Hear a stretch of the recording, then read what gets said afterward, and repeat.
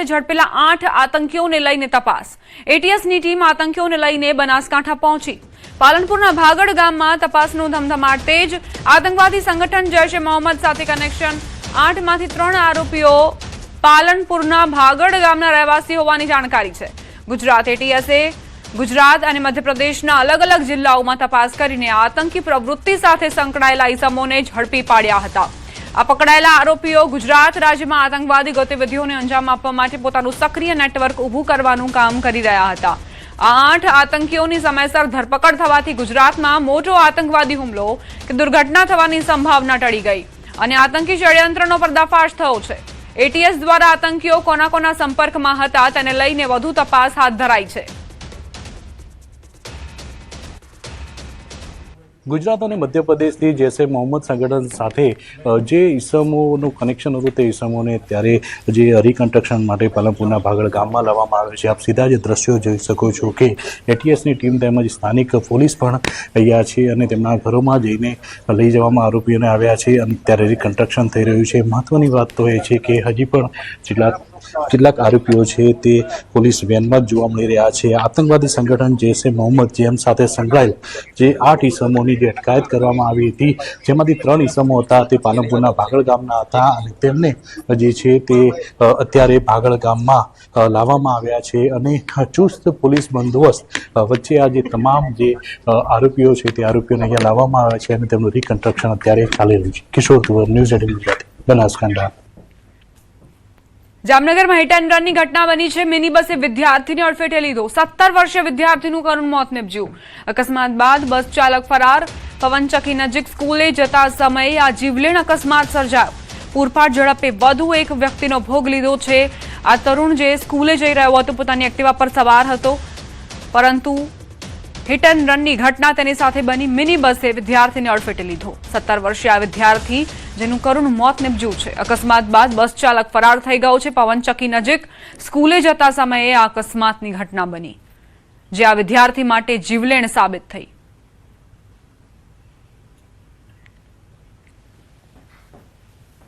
અને જે એક્સિડન્ટ થયું છે છોકરાનું, એ મારા કઝિન ભાઈ છે। પેટ્રોલ ભરાવ્યું, પેલે પેટ્રોલ ભરાવીને પછી સ્કૂલ જતો હતો, રવાના થતો હતો સ્કૂલ તરફ, અને એને અરબાનિયા ગાડીવાળાએ પાછળથી ઠોકર મારી છે અને ઘટના સ્થળે જેનું મૃત્યુ પામ્યું છે। અમારે ન્યાયની એક માંગ છે।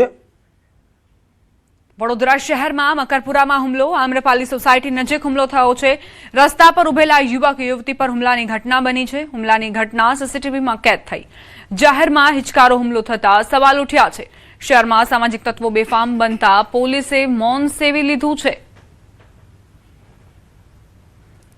વડોદરા શહેરના મકરપુરાના દ્રશ્યો। આમ્રપાલી સોસાયટી નજીક હુમલાની ઘટના બની છે। અહીં યુવક યુવતી ઉભા હતા, તેમની પર હુમલો થયો છે। રસ્તા પર ઉભેલા યુવક યુવતી પર કયા કારણોસર હુમલો થયો તે હજુ સ્પષ્ટ નથી।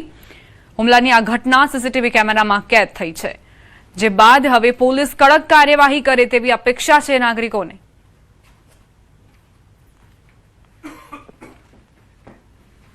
વધુ એક સમાચાર વડોદરાથી। ભાયલીમાં મંદિરને લઈને બબાલ સર્જાઈ। અર્બન રેસિડેન્સી 8માં મંદિરને લઈને અચાનક બે પક્ષ વચ્ચે ઉગ્ર બોલાચાલી બાદ મામલો મારામારી સુધી પહોંચી ગયો હતો। બંને પક્ષના લોકો છૂટા હાથની મારામારી પર ઉતરી આવ્યા। ઘટના સ્થળે પોલીસ હાજર હોવા છતાં માથાભારે તત્વોએ હોબાળો મચાવ્યો અને બેફામ વર્તન કર્યું હતું। એટલું જ નહીં, કેટલાક લોકો દંડા લઈને પણ સામસામે તૂટી પડ્યા હતા, જેના કારણે વિસ્તારમાં ભારે અફરાતફરીનો માહોલ સર્જાયો હતો।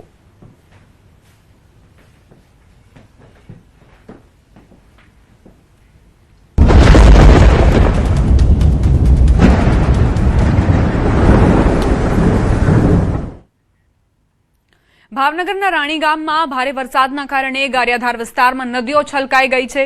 ગામની આસપાસના પૂરના પાણીએ રસ્તાઓ બંધ કરી દીધા છે, જેના કારણે રાણી ગામ, જેસર અને ગારિયાધાર વચ્ચેનો સંપર્ક સંપૂર્ણપણે તૂટી ગયો છે। ગઈકાલ રાતથી પાણીનું સ્તર એટલું વધી ગયું છે કે રસ્તાઓ ડૂબી ગયા છે અને નદીના પાણી ગામમાં ઘૂસી ગયા છે, જેના કારણે સ્થાનિક લોકો મુશ્કેલીમાં મુકાયા છે અને કટોકટી સેવાઓ ખોરવાઈ ગઈ છે। આસપાસની ટેકરીઓમાંથી વહેતા પાણીએ રાણી ગામને ઘેરી લીધું છે।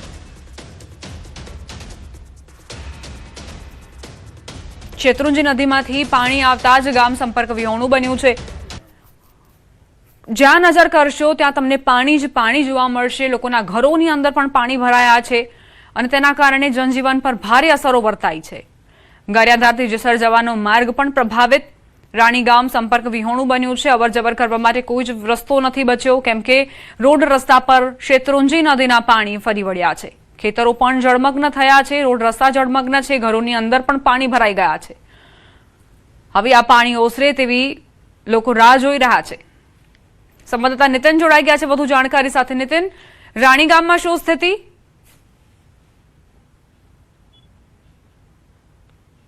નીતિન, આપના સુધી અવાજ આવી રહ્યો છે? જી, ચોક્કસ વાત કરીએ તો જે ઉપરવાસનો સારો વરસાદ અને 2 દિવસથી ગારિયાધાર અને જેસરમાં પણ વરસાદ છે, તેને લઈને જે શેત્રુંજીનું મુખ હોય છે તે કાંઠા વિસ્તારમાં પાણીની આવક છે તે ધોધમાર આવક થતા જે મુખ્ય માર્ગ છે જે શોર્ટ રૂટના તે બંધ થયા છે. સ્થાનિક તંત્રને આ અંગે રાણી ગામના જે સરપંચ છે તેમના દ્વારા પણ જાણ કરાઈ છે કે જે વિસ્તારોમાં પાણી ભરાયા છે ત્યાંથી નિકાલ માટે જેસીબી જેવા મશીનોની વ્યવસ્થા કરવામાં આવે. હાલ ફક્ત આ જે ગામ છે તે ગામમાં જવા માટેનો જે શોર્ટ રૂટ છે તે બંધ થયો છે. બીજી તરફ વાત કરીએ તો જેસરમાં જે ફીફાત છે ત્યાંનો શોર્ટ રૂટ છે તે પણ જે ગોમતી નદી છે તેને લઈને જે આ પાણીમાં સારા પ્રમાણે આવકને લઈને તે રસ્તો પણ બંધ થયો છે. જી, આભાર નીતિન જાણકારી આપવા માટે.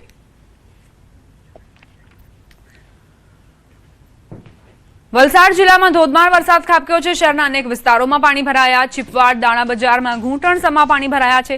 હનુમાનજી મંદિર પાસે પણ પાણી ભરાયા. માત્ર અડધો કલાકના વરસાદમાં પાણી ભરાયા.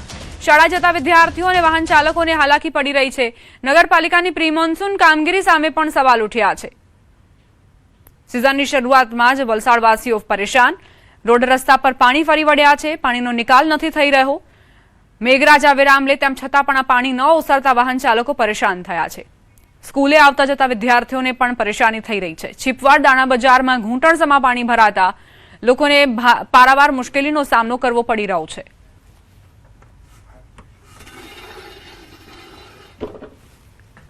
વલસાડ જિલ્લામાં ભારે વરસાદની હવામાન વિભાગની આગાહી. પાડોશી કેન્દ્ર શાસિત દમણમાં પણ વરસાદી માહોલ.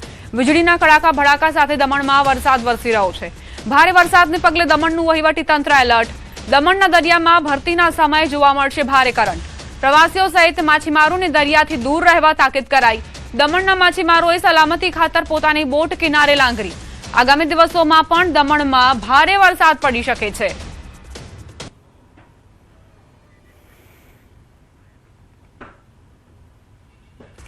ગુજરાતમાં અતિભારે વરસાદની આગાહી કરાઈ છે. આગામી 7 દિવસ ભારેથી અતિભારે વરસાદ રહેશે. દક્ષિણ ગુજરાત અને સૌરાષ્ટ્રમાં ભારે વરસાદ વરસી શકે છે. ગુજરાતના અલગ અલગ જિલ્લામાં ભારે વરસાદની વકી. માછીમારોને 10 જુલાઈ સુધી દરિયો ન ખેડવા સૂચના. અમદાવાદમાં વાદળછાયું વાતાવરણ રહેશે. વીજળી સાથે અમદાવાદમાં અલગ અલગ વિસ્તારોમાં વરસાદ રહેશે. વરસાદી સિસ્ટમ અને ટ્રફની મોટી અસર જોવા મળશે. આજે ભારેથી અતિભારે વરસાદ પડી શકે છે. દક્ષિણ ગુજરાત, સૌરાષ્ટ્રમાં ભારે વરસાદની આગાહી. સુરત, ડાંગ, નવસારી, વલસાડ અને દાદરાનગર હવેલીમાં રેડ એલર્ટ અપાયું છે. છોટાઉદેપુર, નર્મદા, ભરૂચ અને તાપીમાં ઓરેન્જ એલર્ટ. પંચમહાલ, દાહોદ, મહીસાગરમાં ભારે વરસાદની આગાહી. દીવ, ગીર સોમનાથ, ભાવનગર, અમરેલીમાં ભારેથી અતિભારે વરસાદ ખાબકી શકે છે. રાજકોટ, જૂનાગઢ, બોટાદમાં પણ વરસાદ પડી શકે છે. इसमें आज heavy to very heavy with extremely heavy rainfall का वार्निंग दिया गया है गुजरात रीजन और सौराष्ट्र के दोनों रीजन के लिए. मेनली आपका जो एक्टिविटी रहेगा दक्षिण गुजरात की जो जिलाएं हैं और सौराष्ट्र की जो दक्षिण जिलाएं हैं इसमें संभावना रहेगा heavy to very heavy with extremely heavy rainfall का. आज जो जिला एक्सट्रीमली हैवी रेनफॉल का वार्निंग दिया गया है दक्षिण गुजरात में सूरत, डांग, नवसारी, वलसाड, दमन, दादरा नगर हवेली के लिए दिया गया है.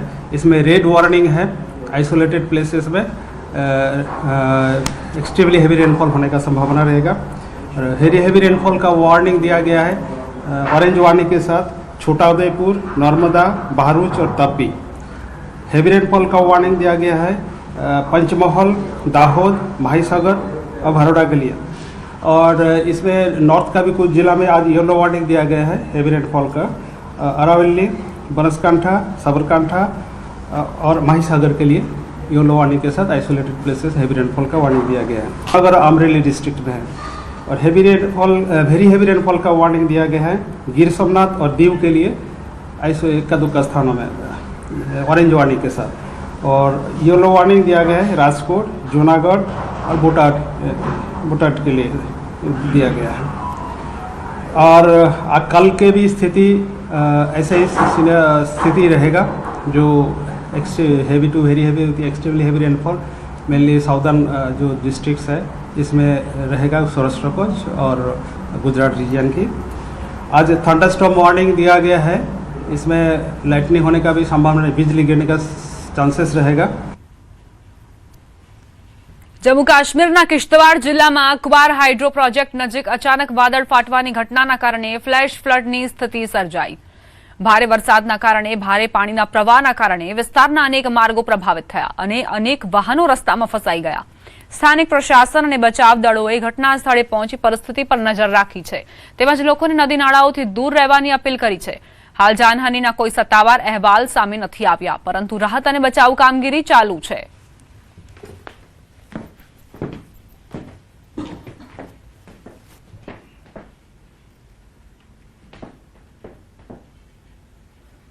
હવે આગળ વાત સિંહના હુમલાની।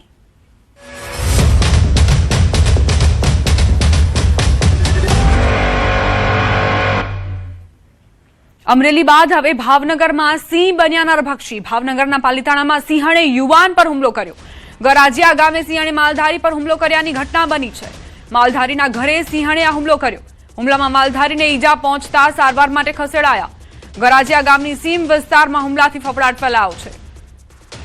આ અંગે ગ્રામજનોએ વન વિભાગને જાણ કરી। હુમલાને લઈ વન વિભાગે તપાસ શરૂ કરી છે। એક જ માસમાં લોકો પર સિંહના હુમલાની આ 5મી ઘટના હોવાની જાણકારી।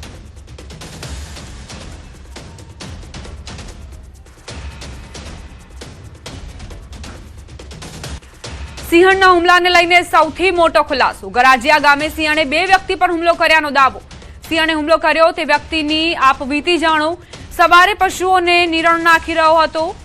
ભોગ બનનારે આ જાણકારી આપી છે કે બજારમાંથી છલાંગ મારીને સિંહણે તેની પર હુમલો કર્યો। પહેલા હુમલો કરી અને તેને પાડી દીધો, પછી હાથ પકડ્યો, મોઢું પકડ્યું। અડધી કલાક સુધી સિંહ સાથે બાથ ભીડી। બચવા સિંહને ખંજવાળ્યો હોવાની પણ જાણકારી છે। સિંહે હાથ ઢીલો મૂક્યો એટલે હાથ કાઢ્યો, પછી હું સવારમાં 8:30 મારી ગાયને નીંદ નાખવા માટે જતો હતો એટલે સિંહ આમ બેઠો હતો બજારમાં, તેથી હેતરંગ મારી દીધો, મારી ઉપર હુમલો કર્યો। ફોરેસ્ટ વિભાગને જાણ આપી પણ એ કે આવે છે। પેલા મારી ઓડ ઉપર મારીને એને પાડી દીધો મને, પછી મારો હાથ છે એને મોઢામાં।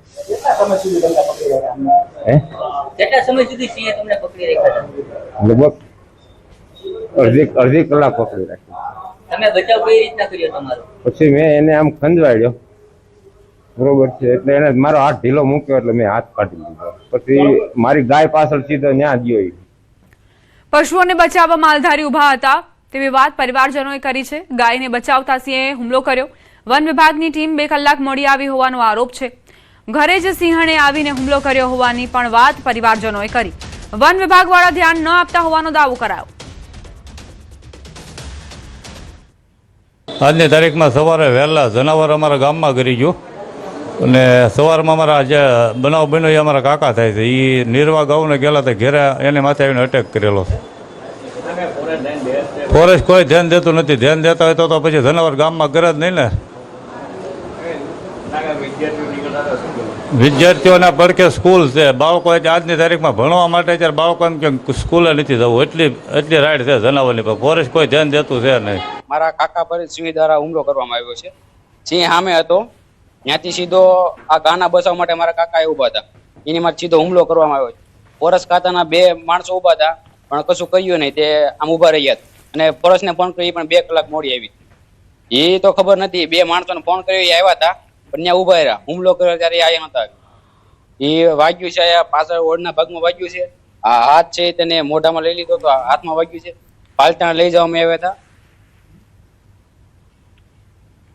તો પરિવારજનોને આપ સાંભળી રહ્યા હતા, તેમનું કહેવું છે કે વન વિભાગના જે માણસોને ફોન કરવામાં આવ્યો હતો તેઓ મોડા પહોંચ્યા હતા। મારી નાખો લ્યો। તો મારી યાર હું લેવાની વાત કરો, તમારે મારી નાખવું હોય તો તમારે તેવડ હોય તો મારી નાખો, લ્યો તમારામાં તેવડ હોય તો મારી નાખો સાવ. અત્યારે એને એક ખોટી વાત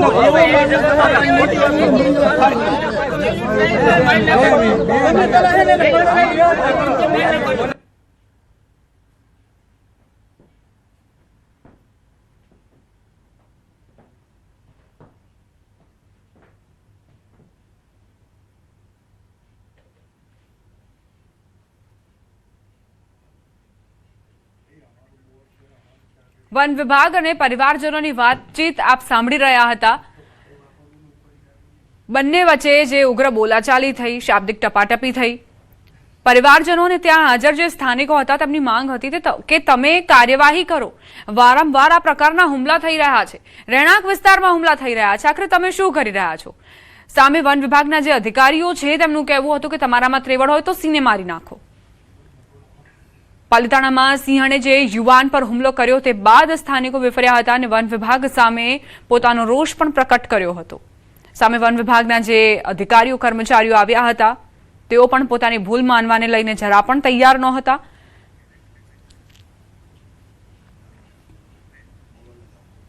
પાલિતાણામાં સિંહ દ્વારા શખ્સ પર હુમલો કરવાનો મામલો. આ મામલે વન પર્યાવરણ મંત્રી પ્રવીણ માળીનું નિવેદન. વ્યક્તિ પર હુમલો કરવામાં આવ્યો એ દુઃખદ ઘટના છે.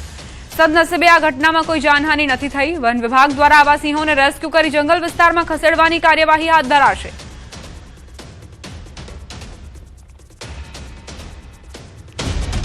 પાલિતાણામાં સિંહ દ્વારા જે વ્યક્તિ ઉપર હુમલો કરવામાં આવ્યો બહુ દુઃખદ છે.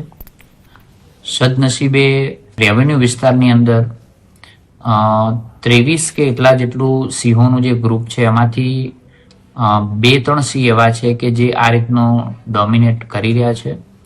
એને વન વિભાગ દ્વારા એમને રેસ્ક્યુ કરી અને હવે આવનાર સમયની અંદર એને જંગલમાં છોડવામાં આવશે. ટ્રેકરોની સંખ્યાની અંદર ત્યાં વધારે હ્યુમન કોન્ફ્લિક્ટ ના થાય એની ટ્રેનિંગ પણ આપવામાં આવશે. વધુ એક પશુપાલક પર સિંહનો હુમલો. સાવરકુંડલાના ઠવી ગામે સિંહનો હુમલો. ગત મોડી રાત્રે સિંહે ઠવી ગામમાં યુવક પર હુમલો કર્યો. ઘરની ઓસરીમાં સૂતેલા પશુપાલક પર સિંહે અચાનક હુમલો કર્યો. પશુપાલકના પગમાં ગંભીર ઈજાઓ પહોંચી. ઈજાગ્રસ્ત યુવકને તાત્કાલિક 108 મારફતે સાવરકુંડલા સિવિલમાં ખસેડાયો. પશુપાલકને 25 જેટલા પગમાં ટાંકા આવ્યા છે. આમાં બકરા પૂરેલા હતા, ઢાળીઓ અલગ જગ્યાએ છે, બીજું ઢાળિયામાં હું તો ખાટલામાં છે. આ બાજુની સાઈડ માથું તો આમથી સીધો કેળાથી આવ્યો સીધો પગ પકડ્યો. 5 મિનિટ સુધી બળ કર્યું. હું આ ગાડીનું ગાર્ડ પકડી લીધો. ગાર્ડ પકડ્યો એટલે ઓલો જોટા મારી મેળો પકડ્યો. હવે ગાર્ડ મેક્યો નહીં. પછી બાયું છોકરા બધું જાગી ગયું. કૂતરા પીડ્યા. પછી મને મેકી અને નેર ઉતરી ગયો.